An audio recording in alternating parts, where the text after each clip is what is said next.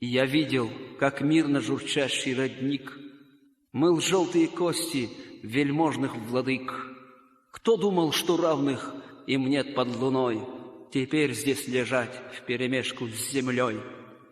Кто в роскоши звонкой раскатывал пир, пустыми глазницами смотрит на мир, и как твой прижизненный сан невысок, ты здесь обратишься в сыпучий песок. Земля наша знала немало врагов, долины цвели от походных костров. Встречая достойно незваных гостей, она посидела от серых костей. Страну наводняли не раз степняки, но гордо звучали булаты клинки.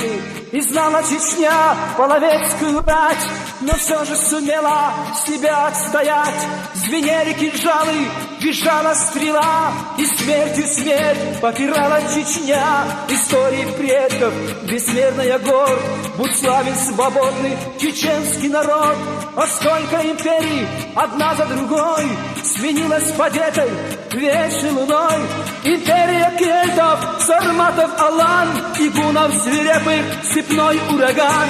Вот признанный миром седой исполин покоится в свалках истории Рим. Затем Византия на грани веков рассыпалась в прах под ударом врагов. И сколько б не рушила она города, ушла в небытие золотая орда. И все они в руине, как древняя быль, лежат, превратившись в дорожную пыль.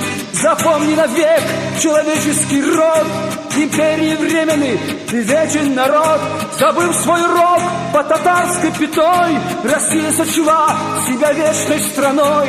Империя эта кровавой стопой подмяла народы под грубой стеной. Напали два Рима, и их не видать, а третьему Риму уже не бывать. Былой империи пройденный путь, ни танкам, ни бомбам его не вернуть. Предвидеть истории я не берусь, но знаю, падет имперская Русь, падет. Но знаю, падет имперская Русь, падет, падет.